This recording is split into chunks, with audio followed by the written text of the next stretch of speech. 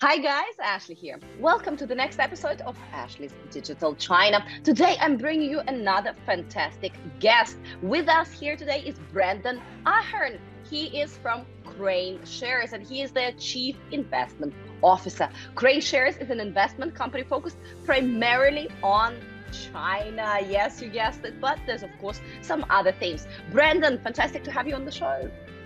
Thank you so much, Ashley. Great to be here.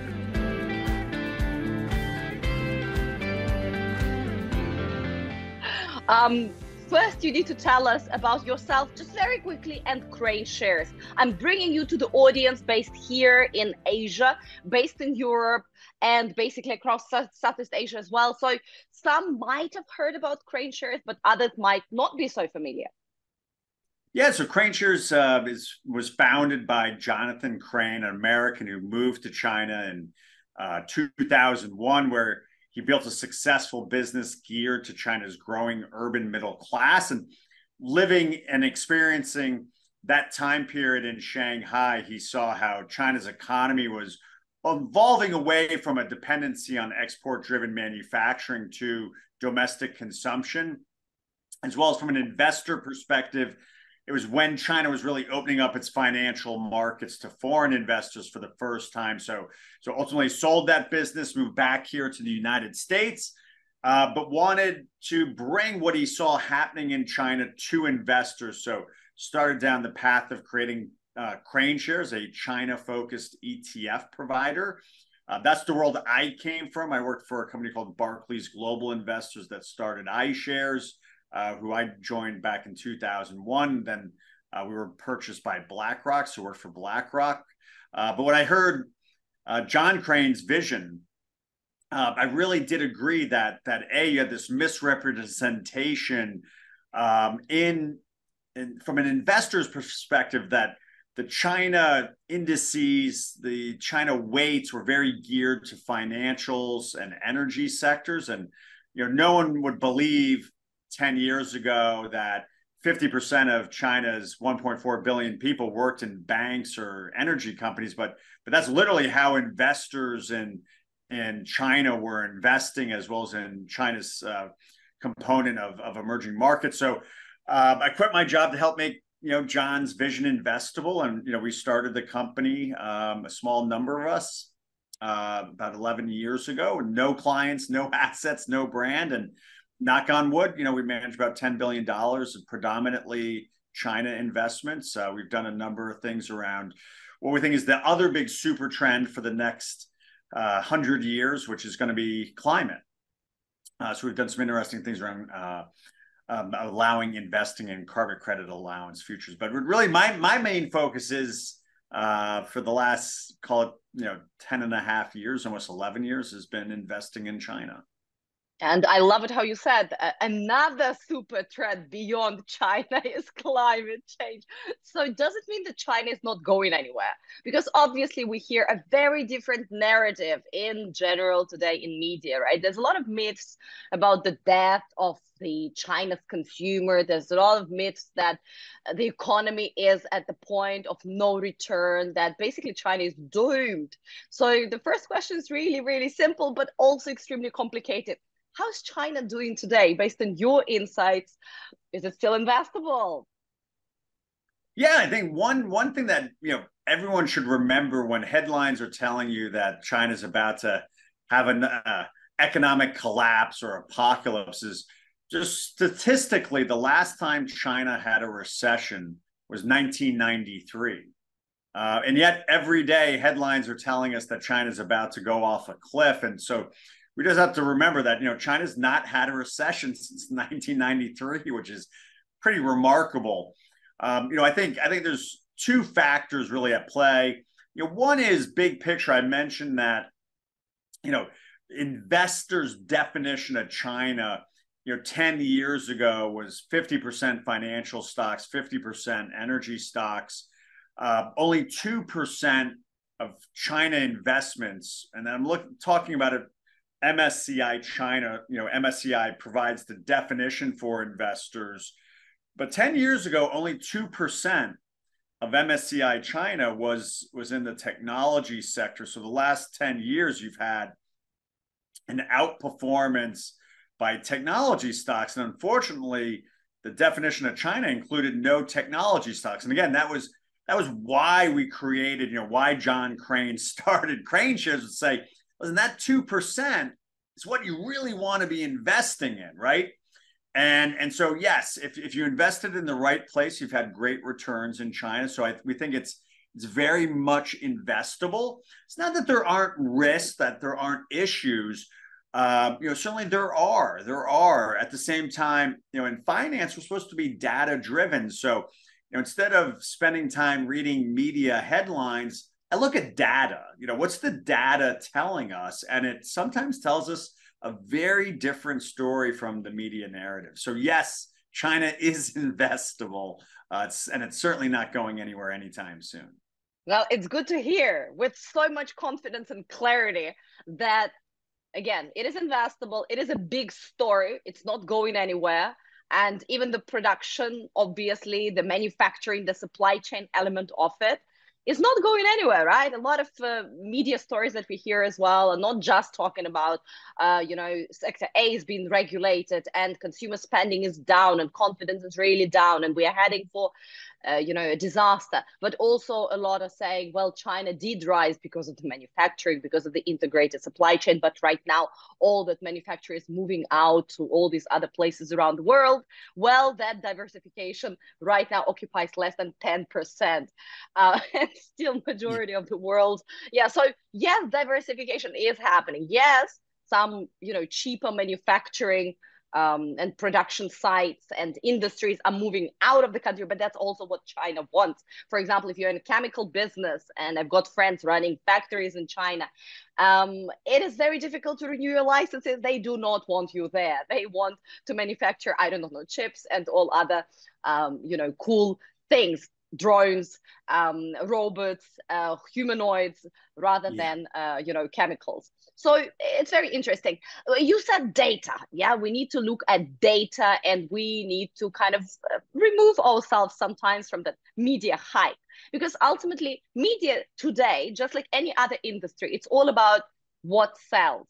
A story that sells globally today is the collapse of China and basically that decline. So that is why we hear a lot of those stories. A friend of mine working in media also said that whenever you want to report a mildly positive story on China, he says that's your suicide. That's your journalistic suicide today. But looking at data, what industries are actually up? What industries are down in the country?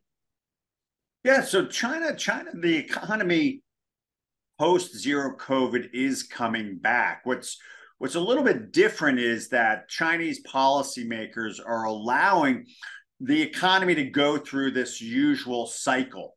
And we can contrast that with the response from, say, many Western countries, including, here in the United States, where, we basically sent, helicopter money. The U.S. government literally sent checks to people and said, go spend. And we're dealing with the repercussion of higher inflation and a higher level of debt in the United States because of that policy. So the Chinese government is saying, we saw what the West did, and we see the negative consequence. So we're going to support the economy. We're just not going to pull out the proverbial policy bazooka of just handing out free money to people and going into debt and creating inflation. They're allowing the economy to come back on its own with a little support, some kind of nudging it in the right direction. It's just not the kind of peeling the Band-Aid or just throwing money at this problem. And so I think for investors, yeah, they kind of ADD says, we're looking for instant gratification, instant results. And the Chinese government said, we're not going to do it. We're going to be a little bit more conservative. I mean, so yes, an element of China's economy is slowing, that as the global economy slows, after the people run out of the free money, that a lot of that stuff that people bought with the free checks, if it's Peloton bikes or iPhones or Xboxes, a lot of that stuff comes out of the world's factory. It came out of China. So export-driven manufacturing invariably will slow, just as the global economy slows, which is really why we're so focused on the domestic consumption story. The consumer is coming back, Ashley, but it's coming back slowly. That there's obviously scar tissue from the zero COVID policy, that people are being conservative after what they went through. And then you also have another factor, which is the decline in real estate prices has hurt the balance sheet of China's urban middle class that they've heavily invested. So it's not that everything, I'm not arguing that everything is, just fantastic, in China. I'm just saying it's not anywhere near as bad. And if we're looking outward, you'd say, okay, this increase that we're seeing is happening, and it's getting incrementally better. Or you could, for a pessimist, you say it's getting less bad, and that's a positive sign. And I think a lot of investors would be surprised that in the third quarter of this year, an element of these Chinese growth stocks we've been talking about outperformed the S&P 500, outperformed MSCI China, outperformed MSCI emerging markets. So yes, things are getting better. We just have to be a little patient. Yeah, and I love that numbers talk here. Indeed, also from my perspective, obviously China's growth is losing momentum compared to what we saw before. It's becoming weaker, not only because China is becoming more mature, but also because, yes, there are weaker confidence levels that are coming from the domestic demand. Domestic demand is softening as well, right? Retail sales, the consumer confidence in general, household spending is down and savings are up. So all that is something that we cannot deny. Then the other thing that you've mentioned is, of course, the property downturn is very, very big. And a lot of people, when it comes to this property downturn, they kind of try to see parallel what was happening in the US in 2009 with the property bubble, but the situation is very different. So if we could again a little bit demystify that whole story, right? Ultimately, in China, yes, real estate accounts for about 30% of China's GDP, which is huge, and 80% of the household wealth, which is huge again. But at the same time, the big issue back, let's say in the US, was likely residential mortgages. In China, residential mortgages are taking up 50% of real estate related, ultimately investment, and people pay on time.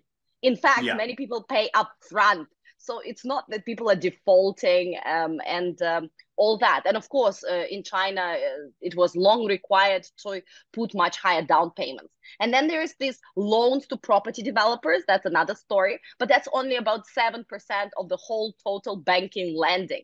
So loans to property developers when they build too many houses, and now we see those incredible images and videos of them basically blowing up the whole block because nobody is purchasing and the market is oversupplied. But the big issue is the financial affiliates of local governments, right? These are the guys that ultimately purchase land and build infrastructure like bridges and roads.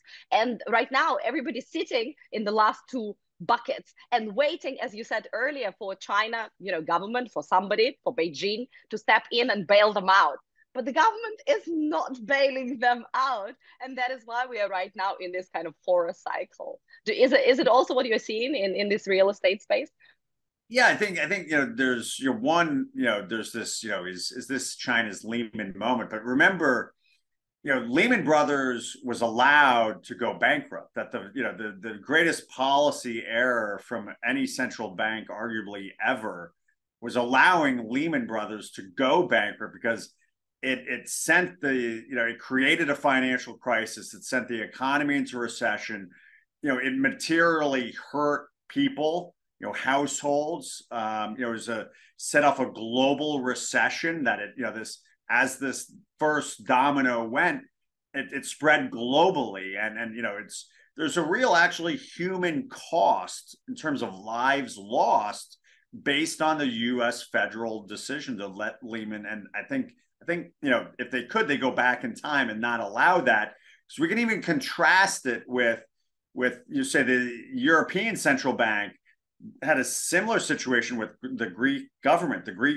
Greece's government wanted to default on their treasury debt, but the ECB knew that that would hurt, German and French, Italian banks. So it said, no, we're going to cut your debt payments, extend the maturity, and allow the Greek economy to muddle through. We're going to, and lo and behold, Greece survived. That it's an economic cycle, and it took time. And that's our take on the real estate crisis in China is you don't want to incentivize bad management. You had some these over levered real estate developers created a big problem.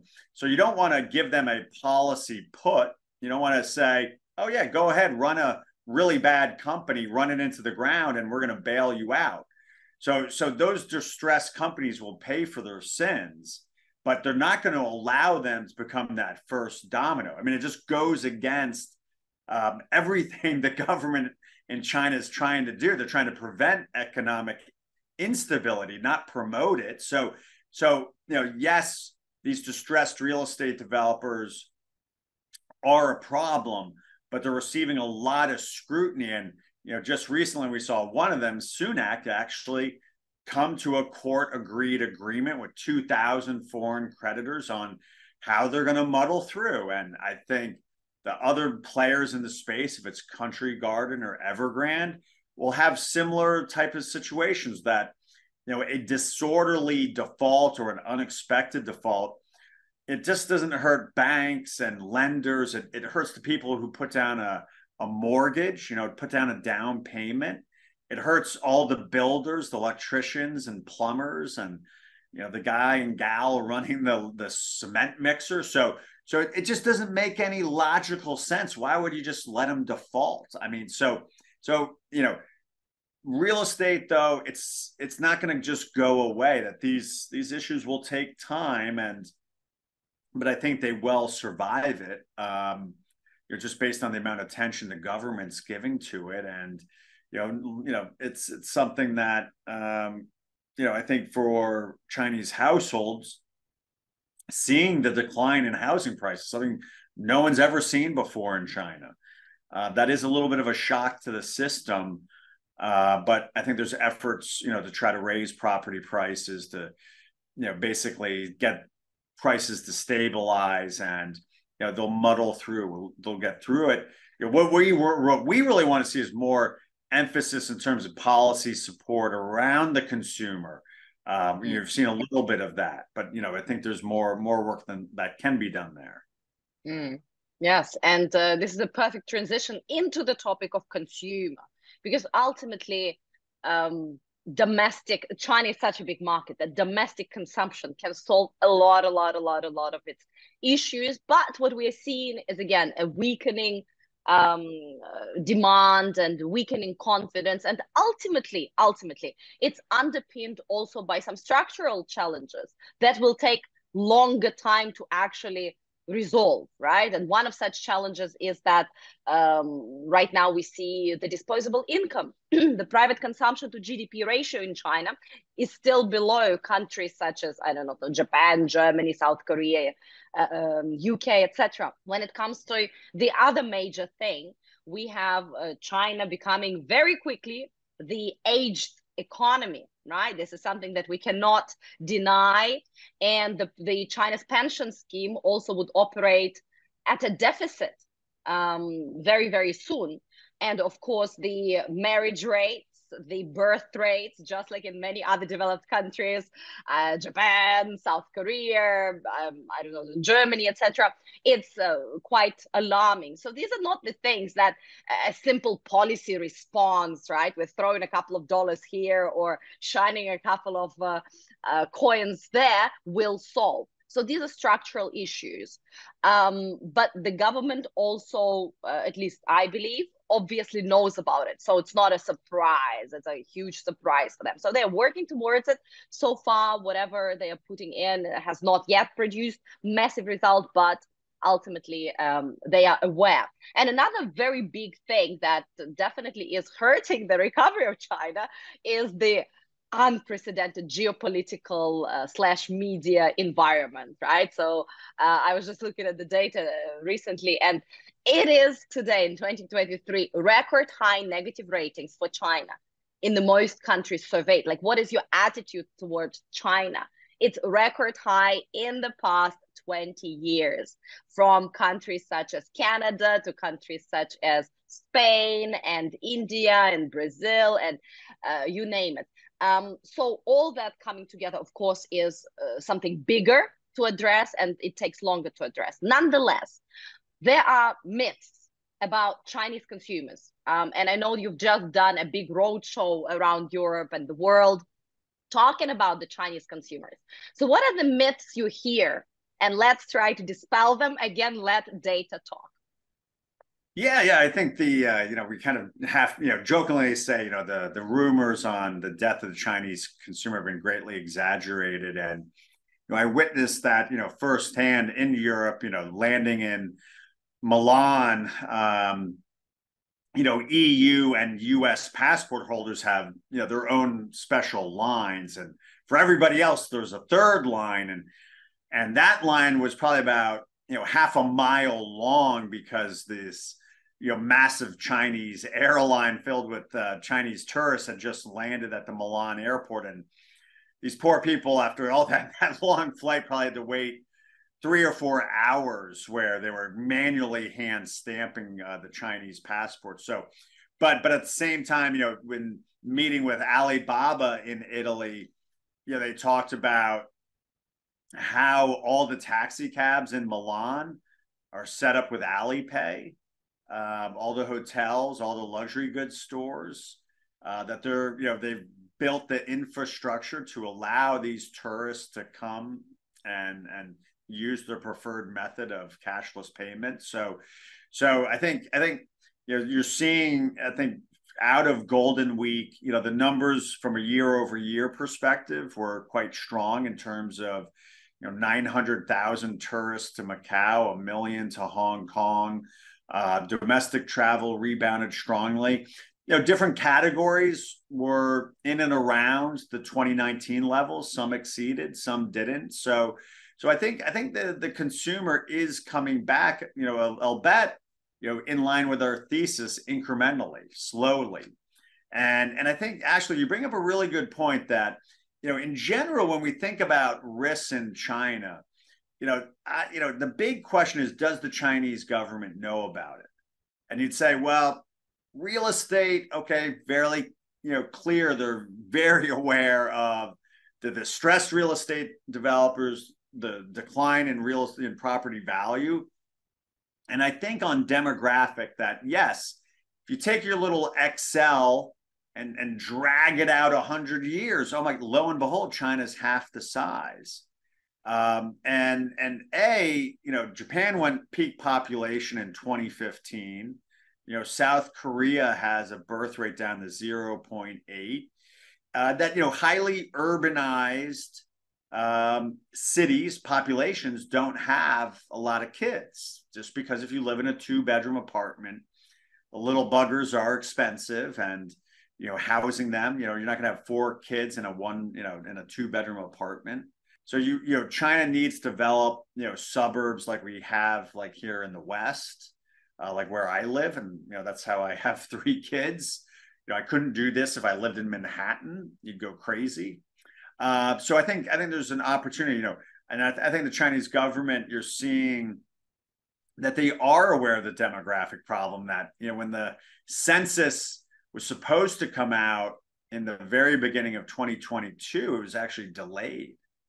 And that was because what was in that census was very discouraging. And we've seen, China never pulls the Band-Aid on policy reform. They always incrementally beta test a strategy on a small scale. And then if it works, you widen it out, right? And you're seeing them beta test a number of incentives around having more kids. If it's free, in one city, they're doing free childcare. In another, it's subsidized housing. And so I think they're trying. They are aware of the issue, and yes, China is aging, but remember, China's also very much, there's a domestic consumption story, but there's also an export-driven manufacturing story, and that's why would you not own Samsung stock just because South Korea's birth rate's 0.8? I don't think so.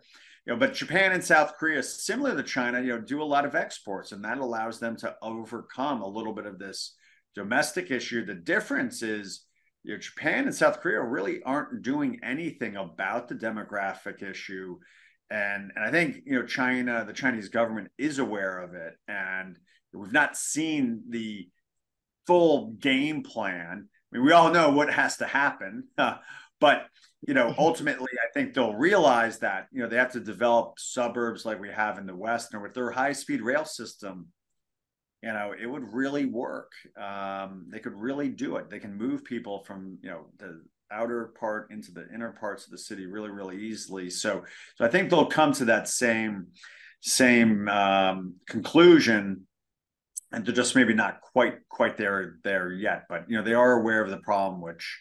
And then ultimately China has a huge young population right now.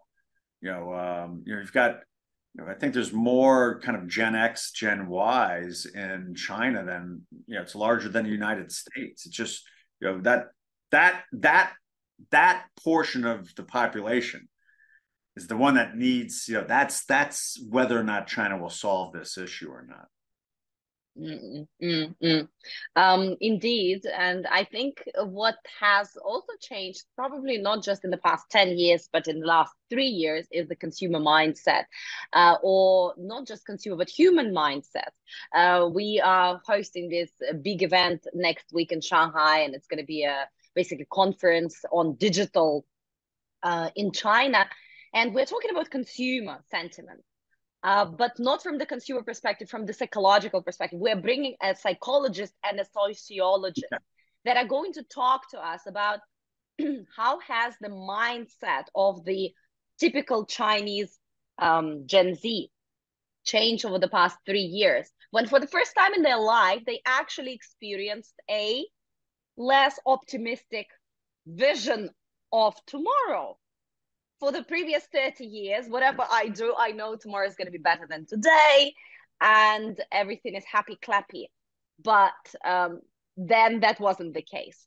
What happened over pandemic, when a lot of people were locked down, not just the Shanghai, the great lockdown of Shanghai, but cities like Chongqing were locked down, Beijing was locked down. I mean, every locality had their own very unique reality for quite some time, and also that introduced a level of uncertainty when people said, what, I want to enjoy my life today. I don't know whether tomorrow we're going to be locked down again, or some other crazy virus or thing will come and basically spoil my life, right? It introduced also in the minds of Chinese consumers a lot of anxiety. And right now in my circle, let's say in Beijing, I just recently came back from Beijing, every out of 10, 8 people that I know closely work with a psychologist or a coach to resolve their anxiety or talk through their, I don't know, day goals, etc. And that is a huge change. 3 years. Yeah, all these things kind of appeared on the agenda, on the map for Chinese humans. So it's not just customer centricity, it's human centric first. The market is at a stage where it's not just about building products for customers, but right now companies and the whole environment is actually looking at the person holistically and says it's human centric first. So that is why we need to realize that 3 years were tough, they were difficult. They took away some level of optimism, and optimism made China extremely successful because people believed it's going to be better, not worse, right? In the West, we always doubt. And of course, also introduced some of those psychological issues and pressures, right? Yeah. So what is it you anticipate? What is it you see in the market when it comes to the next 1, 3, 5 years? Let's say Chinese consumption / demand. Where do you think that is going? Yeah. I mean, one, I would say, I think a lot of what you're expressing, actually, I mean, that's true globally. That we've all been through something that no one's experienced in more than 100 years, which is a global pandemic, and certainly the stress that puts on what everyone went through has a consequence, and people deal with that differently. And I kind of say, yes, there were COVID babies that when you put a relationship under stress, it can be a positive outcome, but there were COVID divorces that people were like, this, I'm out. And I think that actually explains a little bit of the geopolitical issue that if you don't talk and meet with people for 5 years, there's a negative outcome there. So one, I think we all have to kind of step back and give ourselves a little bit of a pat on the back for getting through something. And certainly what people experienced in China was significantly different than elsewhere. And I think that's why this we kind of paraphrase it as scar tissue. It's the consequence of what we all went through, but particularly folks in China, yourself in Hong Kong went through, which was similar to other countries in Asia. For South Korea, Japan, Taiwan, New Zealand, Australia, similar levels of policy response. And there is a consequence for that, and so I think it'll come back. It just takes time. It's something that you just don't flick a switch and it roars back. And so I do think this issue of domestic consumption will come back in China. You're seeing that play out. I think the Golden Week numbers again are a little bit of a testament to that. And then, in a month's time, we've got Singles Day out there on the horizon. You've got, some more government meetings coming up, and what the policymakers, I see what we all see, right? That the economy, could use a little more help.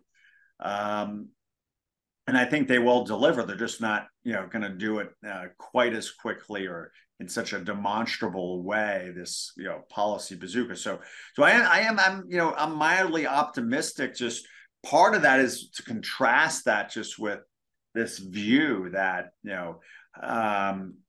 say China's stock market hasn't done well. Who knows about this this recent Q3 outperformance? And I say it's one quarter, but it is a start. And I think ultimately you're seeing this as politicians and business people get on airplanes. You solve a lot of problems. And we're only just starting to see that happen, diplomatically between the U.S. and China, just happening this year. So I think you'd say the trajectory is positive. I do believe Yeah, that. good to hear. And indeed, when we let numbers talk, the Golden Week domestic tourism revenue was 103 billion US dollars. That's 1.5% increase versus 2019, the pre-pandemic. And when it comes to number of domestic tourism trips, they also rose 4% over 2019. When it comes to overseas travel, of course, it still is going to take quite some time to recover. We're at about 50, 60, 70%, depending on the category and destination. Yeah. So this is going to Yeah. take some time. Yeah. Yeah, next, when it comes to, again, anticipation for the next 1, 3, 5 years, what's going to happen with a couple of industries that everybody's watching from China? For example, luxury, FMCG, EVs, right? Cosmetics, or whatever else you are watching. What is your perspective on some of these industries? Yeah, certainly, we believe that, domestic consumption will be an area of continued policy support. And we've seen that with, say, EVs in China. And lo and behold, now, China's the largest car exporter globally. It's unseated Japan. So I think you're going to see Other areas, home appliances has been mentioned as an area of policy support. But I think ultimately there's areas that some of the smaller ticket items are more apt to come back quicker than these proverbial big ticket items. Home furnishings has been quite slow for because you mainly buy new furniture when you move, and with declining real estate prices, so I think you're seeing people are willing to splurge on some of the luxury goods, but that's probably a smaller percentage of the aggregate population. But in general, some of the numbers from Meituan during Golden Week were very, very strong. So people can go out and celebrate with a nice meal and eat out.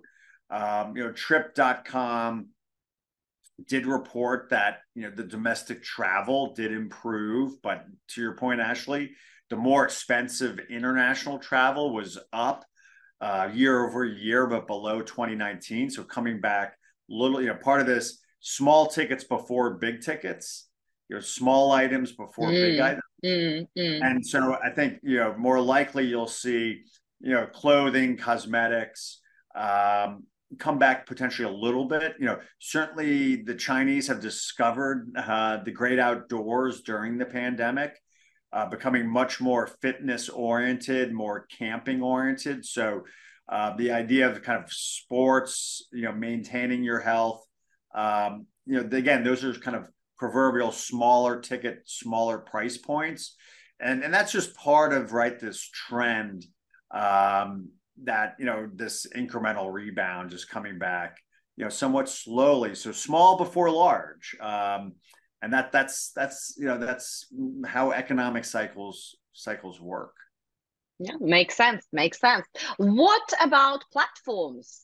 There's a lot of fear out there, myths and misconceptions when it comes to generally Chinese, let's say, tech, and in particular platforms, yes, such as Alibaba, JD, Pinduoduo, Kuai, and many others, right? So there is anxiety, and sometimes it is truly warranted for, right? Because we all were surprised by certain regulatory cycles. But nonetheless, we have e-commerce, we have social media, we have tech giants, we have super apps, we have also right now a lot of companies waiting on Chinese conversational AI models finally being available, and they're still not available. Just the other day, I had a friend of mine, and we spoke. She's working in AI, and we spoke about it. And she said, within the next 6 months, everybody is hoping to actually get Chinese language models properly operational. So there's a lot of kind of new tech development, but there's also a lot of existing tech giants and super apps. There's been regulation cycles going over for 3 years. So what is your take on that? What do you anticipate to happen with tech and platforms in the next 1, 3, 5 years? Yeah, I mean, we've seen a lot of evidence that the regulatory cycle on the platform companies is over.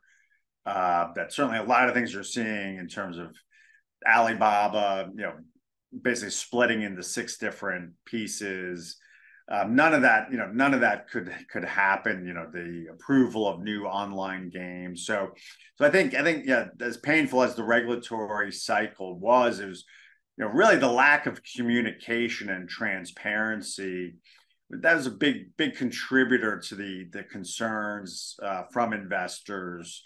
And so hopefully that lesson, as painful it was, is noted, by policymakers, that if you just kind of tell people what's going to happen, it makes it a bit more palatable. That otherwise you're trying to explain or rationalize decisions in a vacuum. So ultimately, China's economy needs the platform companies, because if you're going to raise domestic consumption, you need the companies that are the transmission engines for it. And I don't think there's anything wrong with regulation per se. It's just more of during the China internet regulation, that lack of transparency and communication. So I think you're seeing this policy pivot to support these companies.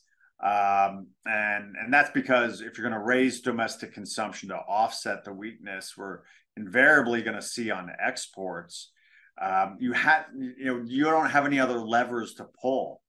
So it has to be the domestic consumption story.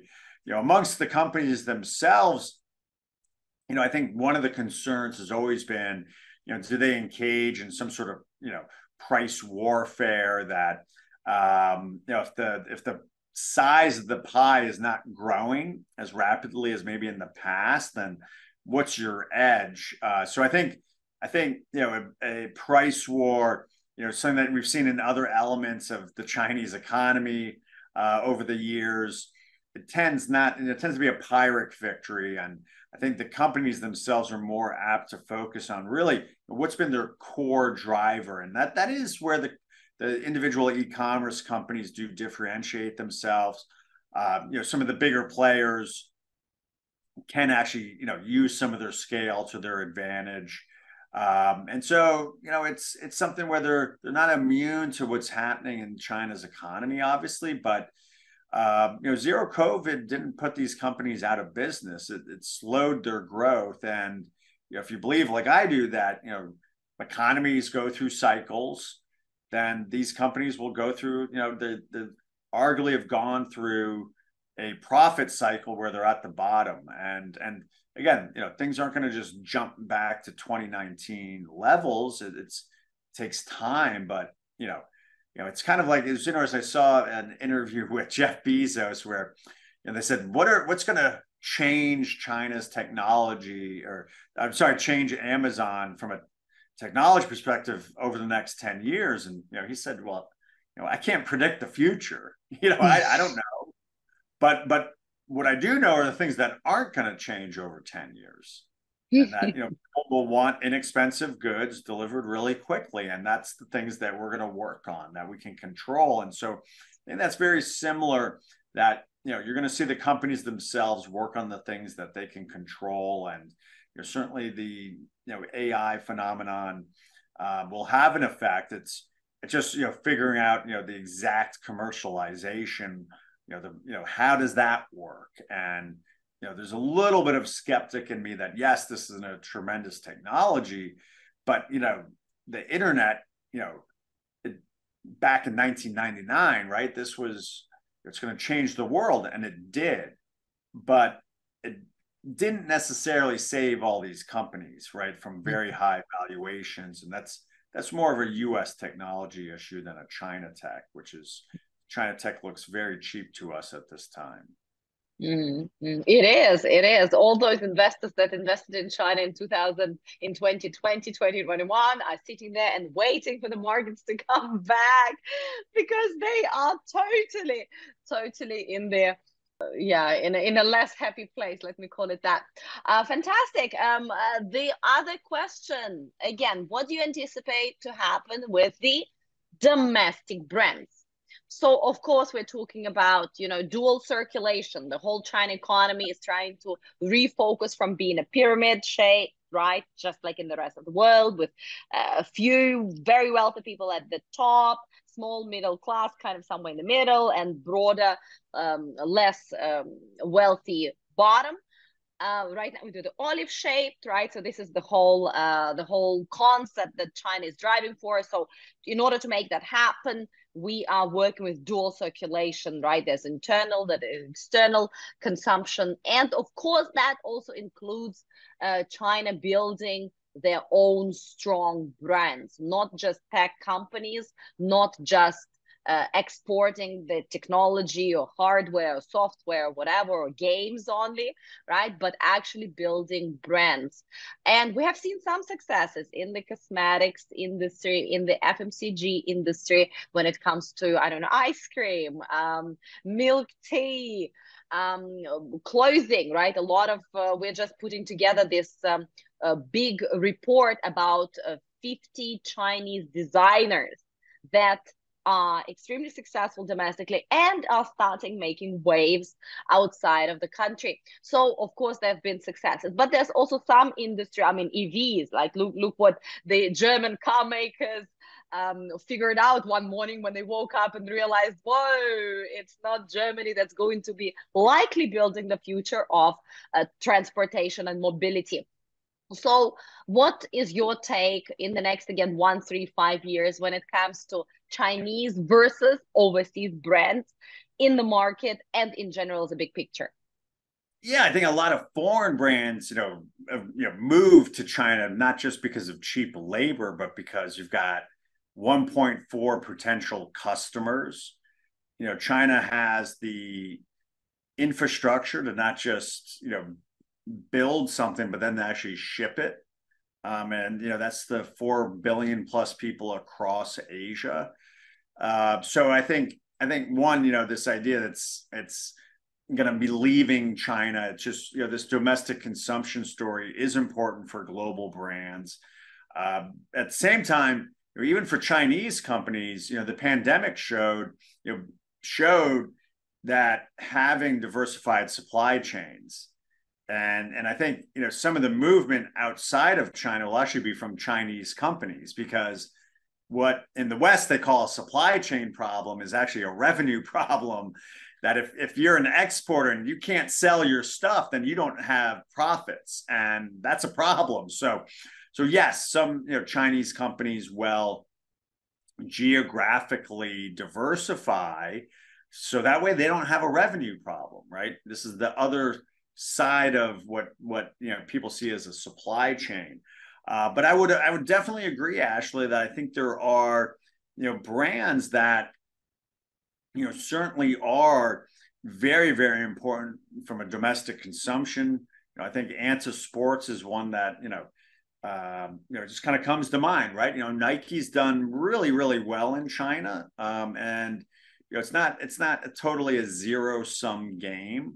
That certainly the new Huawei, the new Pro 60, Pro Mate 60 Plus, it's a great phone. So is the iPhone 15 is a great phone, right? So I think domestic brands will continue to grow, and we spent some time with Neo in Europe, and this was not an overnight success, right? They were planting those seeds. They built a factory in Hungary, and so I think there's China's such a Darwinistic society and economy in a lot of ways that part of the high savings plan is because they don't have the social safety net many countries in the West do, and the companies that survive, I kind of call it getting swallowed by the anaconda. Like you come out a little different, and if you can survive competition in China, you can compete. And so it's not every Chinese company will be able to compete globally, but I think we probably underestimate those that can. And certainly, the domestic economy, is a very, very good proving ground in order to then go overseas. And I actually think, Alibaba and, in particular, right, they've done much better overseas than I think, people kind of give them credit for, in Turkey, but also bringing, European US goods into China. So it's, I think it's multifaceted. I'm a big believer, if, the pie grows, there's more to go around, right? Yes, we compete, but we all need one thing, which is the pie to just keep getting bigger. Absolutely. And right now, globally, we have premiumization of everything as a big trend, right? So people want better things, not only when it comes to, luxury or expensive cars and whatnot, but it's everything starting from small ticket items as well. Better tissue, better cups, better tea, better earplugs and whatever else you would want. So yeah, there's a lot of space for innovation and also building brands when the world is going through ultimately this drive towards middle class and wealthy middle class. And of course, I also agree that Chinese brands are extremely interesting. Not all of them are ready for international expansion. but many are tapping their toes. And also when it comes to international expansion, we shall start thinking from a global perspective, not just Europe, US perspective.